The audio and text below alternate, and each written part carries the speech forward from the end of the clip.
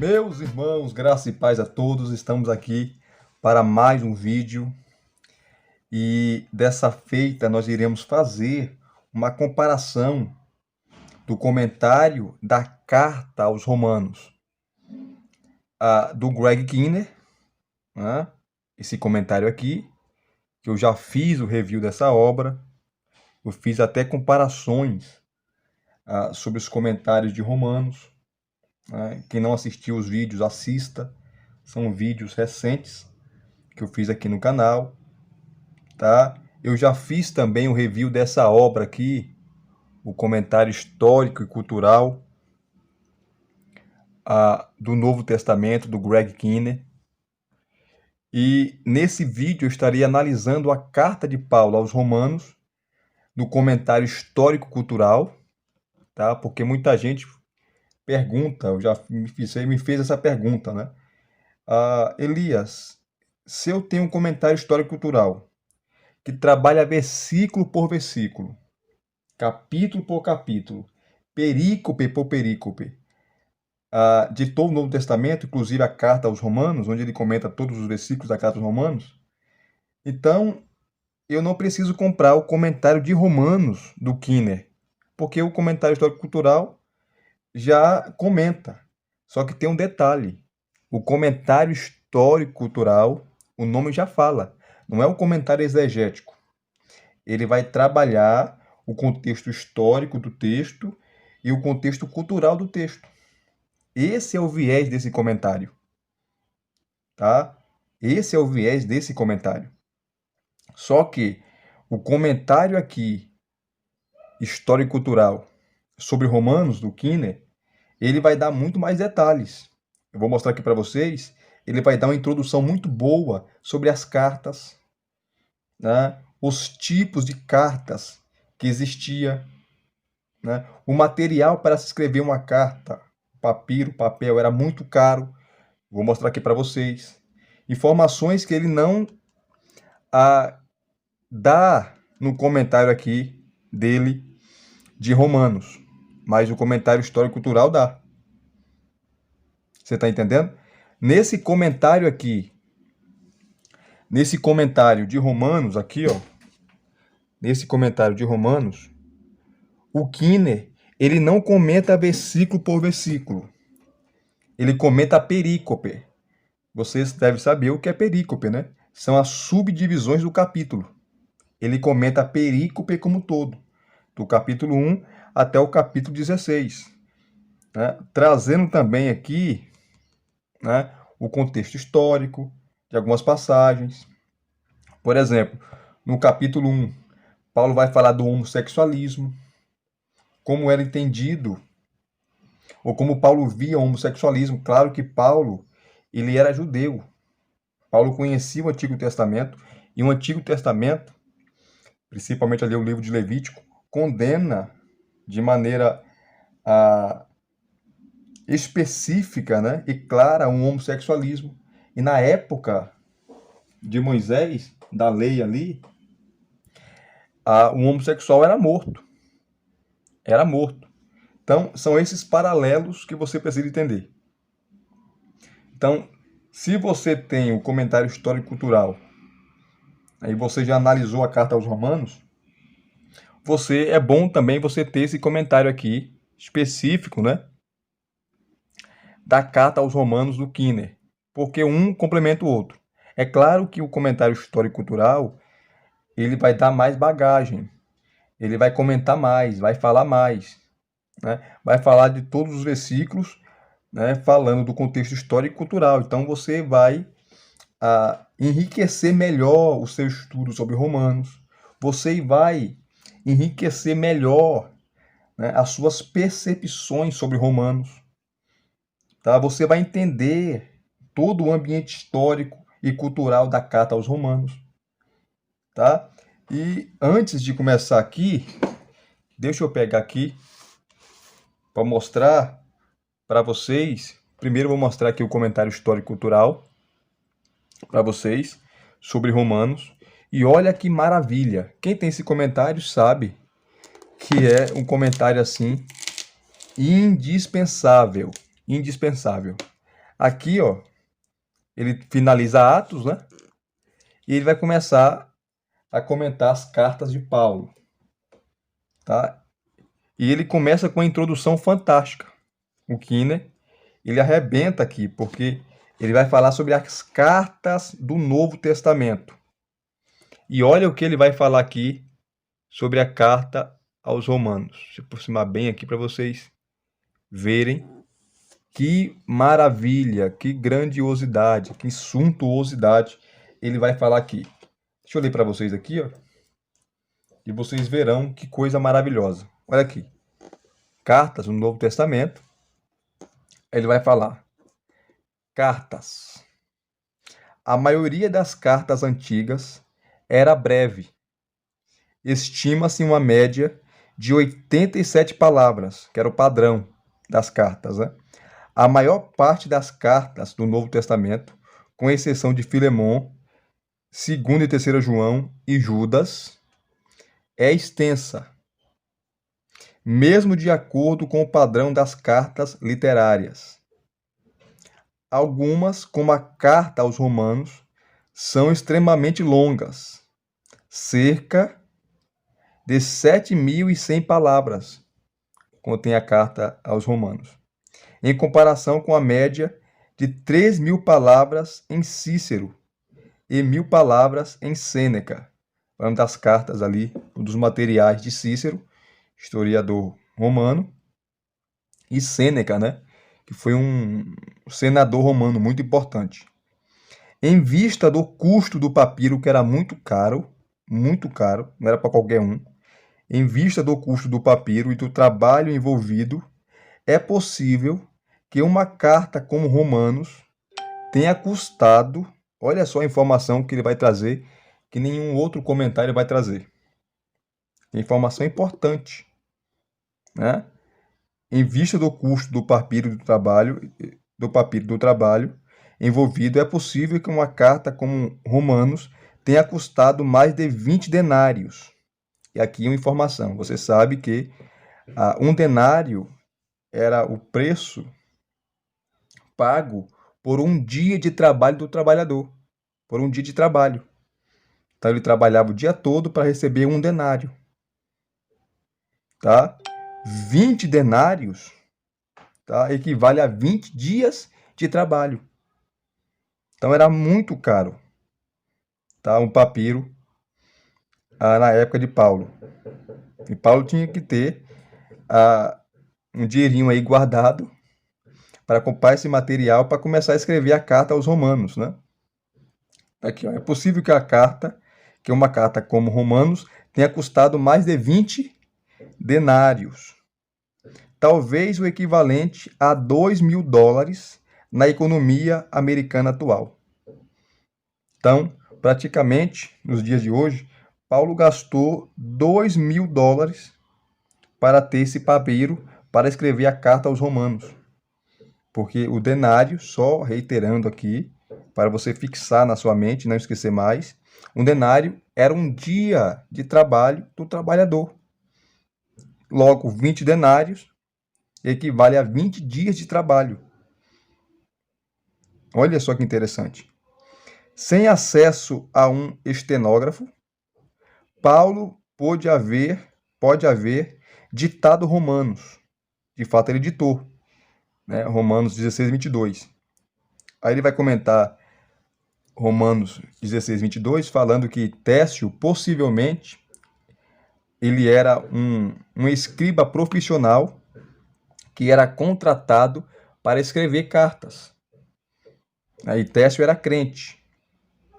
Então Paulo contrata os serviços de Técio para escrever a carta aos Romanos. Ele é contratado e Paulo dita a carta para ele. Tá?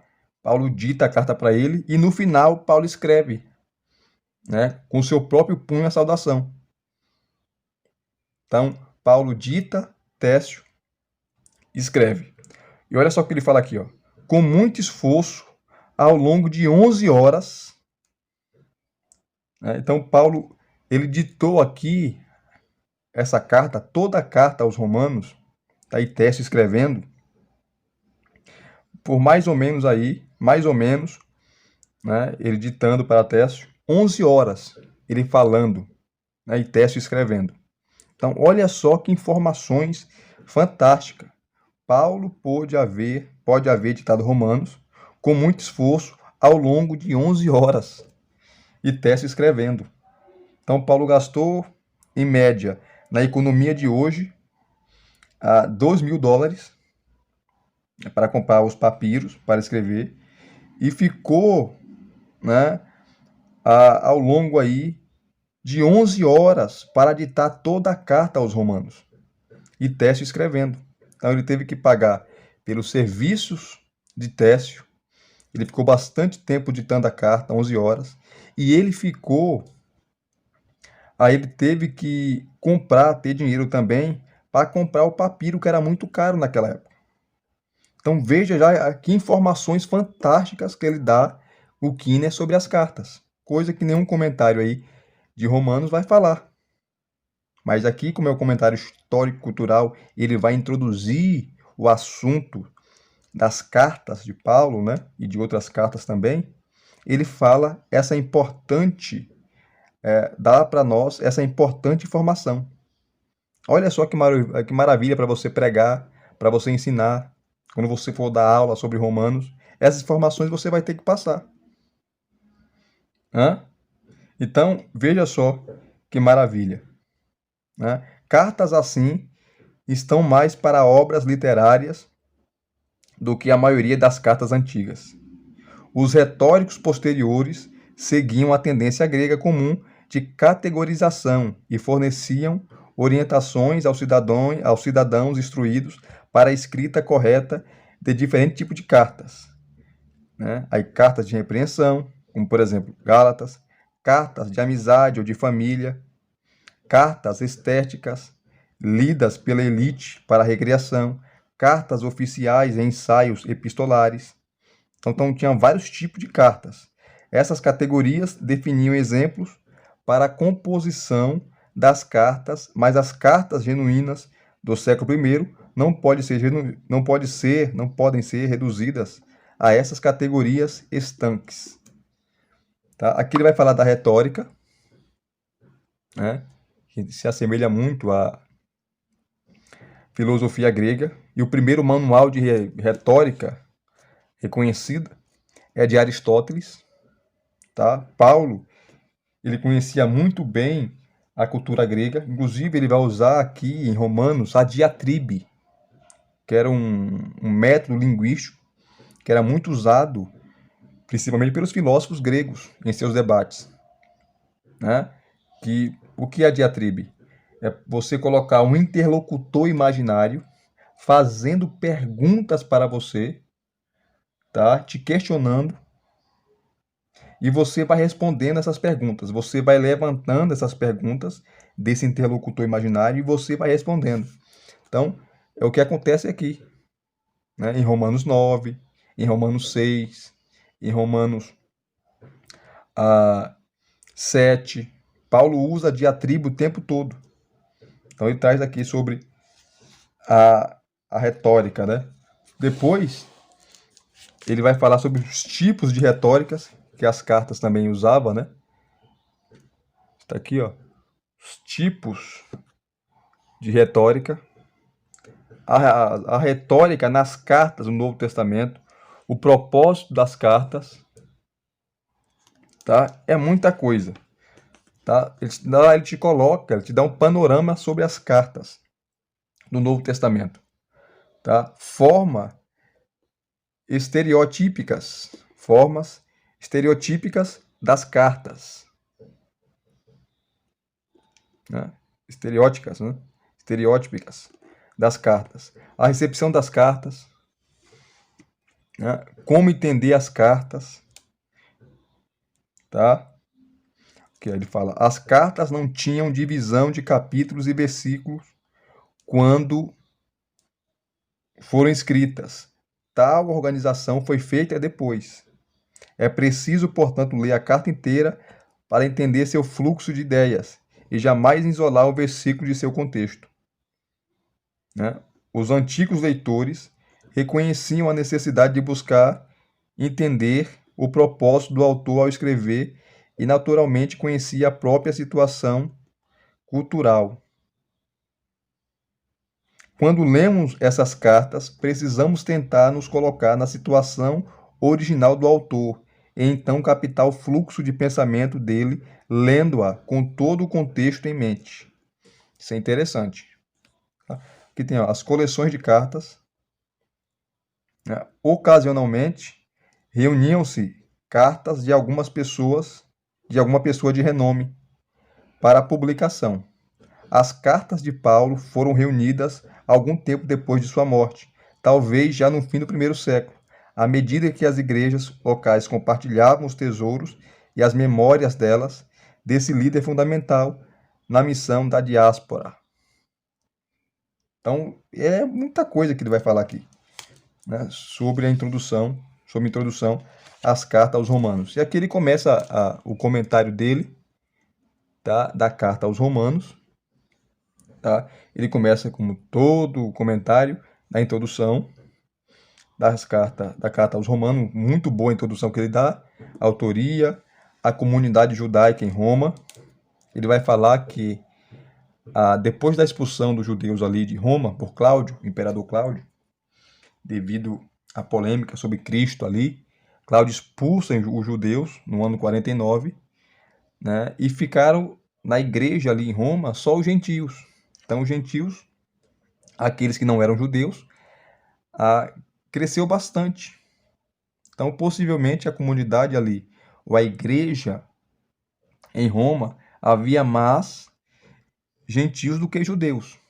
Também prosélitos, que conheciam a lei, que se converteram ao judaísmo, enfim. Aqui ele vai tratar sobre a comunidade judaica em Roma. Depois ele vai falar um pouco sobre a soteriologia judaica, que Paulo aborda na carta. Não dá para ler tudo, gente, senão o vídeo vai ficar extenso, né? Depois ele vai falar aqui sobre a situação, um ambiente histórico ali, cultural, a situação. O tema, que todo mundo conhece, né? O tema está aí em Romanos, capítulo 1, 16 e 17, versículo 16 e 17, que é a justificação, tá? Que maravilha, ele vai falar aqui. Que ele fala sobre a situação, né? Ele vai falar aqui, ó. Paulo provavelmente escreveu Romanos entre 55 e 58, depois de Cristo, tendo a preferir uma data mais próxima de 58. Uns falam que foi 59. Pouco depois da morte de Cláudio. Depois que Cláudio morreu, no ano 54, quem assumiu o império foi aquele louco, maluco do Nero, né? Nero que assume. E começou aí a caça às bruxas, aos cristãos.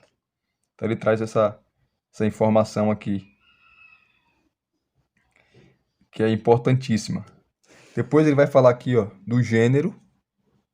Qual é o gênero literário da carta aos Romanos? Alguns estudiosos defenderam que a carta de Paulo aos Romanos é um ensaio epistolar em que explica seu evangelho sem tratar das necessidades específicas da igreja em Roma. No entanto, em vista do que já se afirmou aqui sobre a situação e o tema da carta, parece que Paulo primeiro apresenta os fatos do evangelho no capítulo de 1 a 11 e depois conclama os leitores à reconciliação e ao serviço mútuo dos capítulos 12 a 15. A carta, assim, está mais para um texto de retórica deliberativa, que é uma argumentação que pretende persuadir os leitores a mudar o seu procedimento. Esse é o gênero. Continuando aqui, história posterior. Ele vai falar sobre Lutero, a Reforma Protestante, e no final ele vai falar dos comentários, né?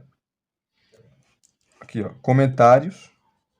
Entre os comentários, com bastante informação importante sobre o fundo cultural da carta aos Romanos, tá? Que ele usou para fazer e escrever esse comentário. Ele vai citar aqui vários aqui, ó. Vários, né? Vai citar Douglas Moo, vai citar Thomas Screamer, vai citar a E.P. Sanders, vai citar James Dunn e por aí vai. É muita coisa que ele vai citar aqui nos comentários. E aqui começa o comentário de Paulo aos Romanos, tá? Começa o comentário dele aos Romanos, ok? Eu quero mostrar para vocês aqui os versículos 26 e 27 sobre o homossexualismo. Né? Está aqui na perícope, versículos 24 a 32, outras obras pagãs, é o título que ele dá. Olha o que ele vai falar. Aqui, ó, versículos 26 e 27. Deixa eu aproximar aqui, senão vocês não vão conseguir acompanhar. Aqui, ó, versículos 26 e 27, aqui, ó, do capítulo 1. Os homens gregos eram com frequência bissexuais. As práticas, ele vai falar um pouco também no comentário dele de Romanos aqui. Né? Os homens gregos eram com frequência bissexuais. As práticas homossexuais não só eram aprovadas, né? Aquele abre aspas, né? Alguns autores, como certos personagens de O Banquete, de Platão,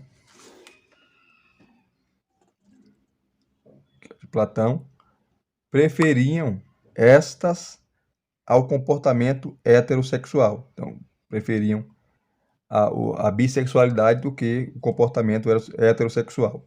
Mas elementos culturais da época socializavam os meninos nessa direção, provavelmente devido à relativa escassez de mulheres, que muitos atribuíam ao infanticídio feminino.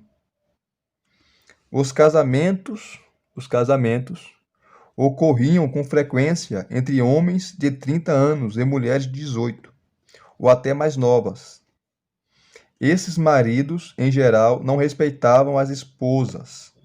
Os homens só tinham acesso a 3 formas de alívio sexual antes desses casamentos tardios, que ele vai falar.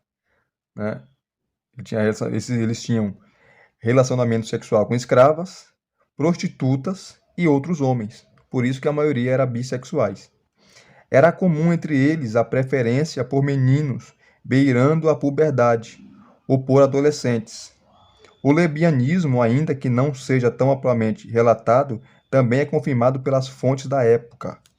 Então aqui são informações, né, do texto, informações históricas e culturais que ele não dá lá no comentário dele, né, que é o comentário mais, como posso dizer, exegético. Tá? Embora muitos romanos da elite fossem influenciados pelos ideais gregos, outros romanos, entre eles alguns filósofos, não simpatizavam com as práticas homossexuais. Né? Os moralistas gregos romanos às vezes se opunham à inversão de gêneros, chamando-a contrária à natureza, conforme Paulo fala aqui, né? assemelhando sua argumentação à defesa judaica com base no propósito original de Deus para a criação. Né? O argumento recorria à função procriadora do ato sexual, bem como à forma que os órgãos sexuais masculinos e femininos se encaixam um no outro. Os judeus cujas escrituras condenavam os atos homossexuais sempre que eram mencionados, né? Incluindo Levítico 18, 22 e Levítico 23, que condenavam essa prática e era a pena de morte, né?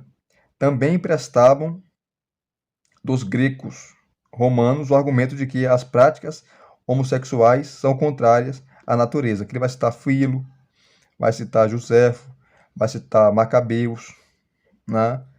E outras obras aqui.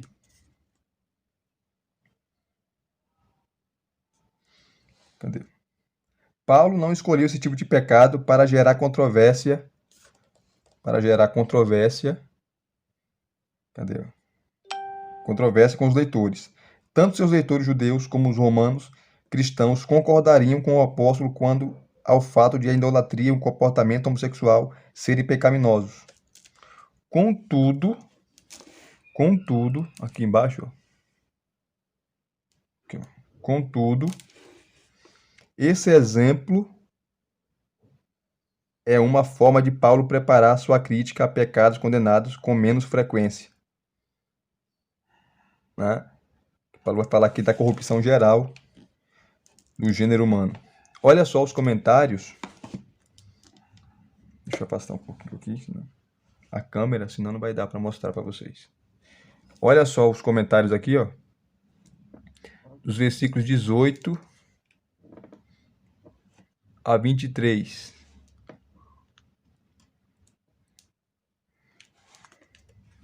Tá difícil aqui, hein? Aqui, ó, versículos 18 a 23. Idólatras obstinados. O argumento de Paulo é parecido com o que encontramos em Sabedoria de Salomão, obra judaica bastante popular nesse período. Os argumentos do apóstolo, assim, seriam de fácil compreensão aos leitores. Os judeus viam a idolatria, né, aqui, ó, versículos 18 a 23 do capítulo 1, né, que é nós estamos falando aqui, e os pecados sexuais, 24 a 27, particularmente a relação homossexual, como pecado praticado por gentios. Né? Paulo inclui os judeus na condenação por vícios que eles possivelmente também haviam praticado. Né? Céu, Paulo fala que a ira de Deus se manifesta ou se revela dos céus, era uma circunlocução judaica comum para se referir a Deus. A expressão aqui também é uma forma tipicamente judaica de dizer Deus está irado. O fato de que essa ira se revela forma um paralelo com a revelação da justiça misericordiosa de Deus no Evangelho. A verdade que os ímpios suprimem é a verdade a respeito do caráter de Deus, que eles distorcem com a idolatria. Né? No versículo 19 a 22, ele vai comentar dizendo assim, ó, os filósofos estoicos afirmavam que a natureza de Deus era evidente na criação. A maioria dos intelectuais gentios defendia que a natureza havia sido divinamente arquitetada. Cícero, historiador romano, nesse período chegava a dizer que não havia em toda a humanidade raça incivilizada ao ponto de negar a existência dos deuses. Assim como outros pensadores, ele defendia que a mente humana aponta para a natureza de Deus. Os judeus espalhados pelo mundo greco-romano usavam esse tipo de argumento para persuadir os pagãos a reconhecer o verdadeiro Deus. Os próprios rabinos, em período posterior, contavam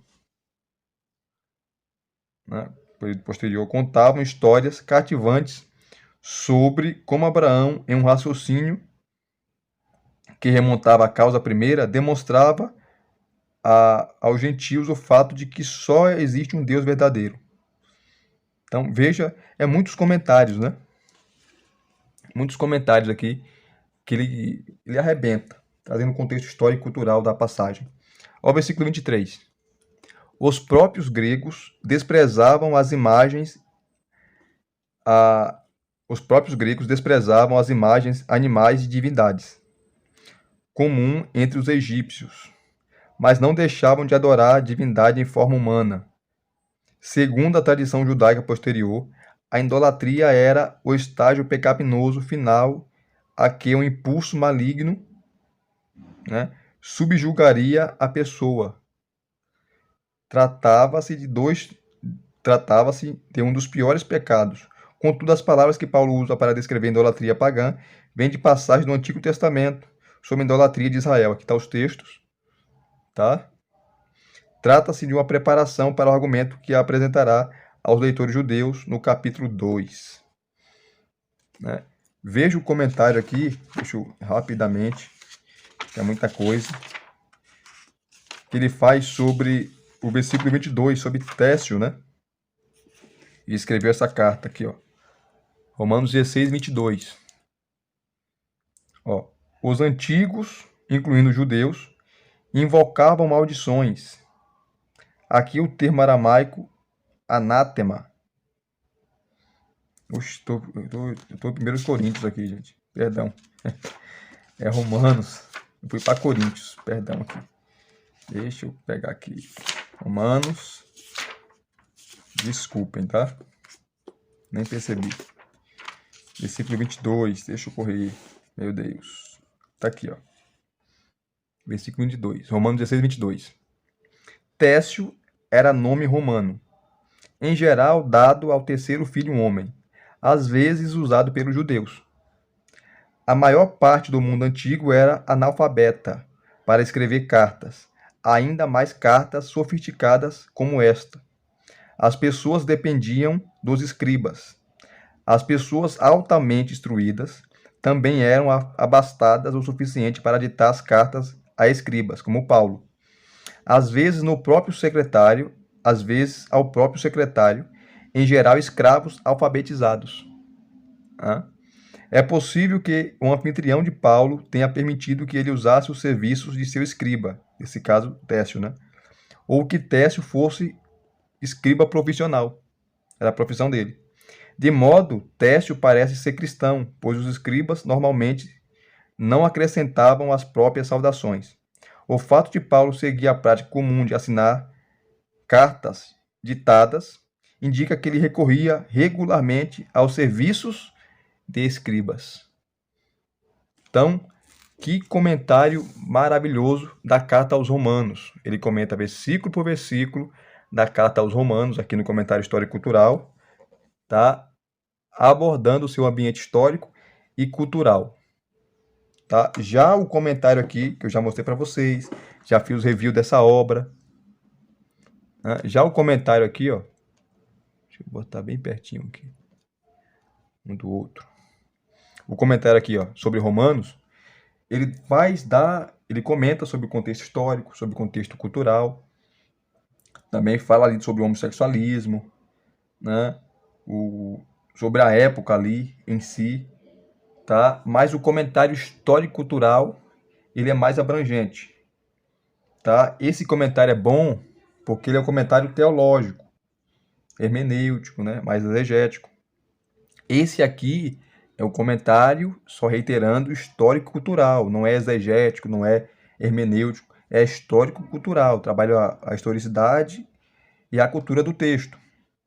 Então é bom você ter ambos, tá? É bom você ter ambos. E só para mostrar para vocês de novo, né? Eu já fiz comparações, como eu falei, dessa obra com outras obras sobre Romanos e já fiz o review dessa obra, né? Do Kinner. Ele começa com a introdução, o Kinner,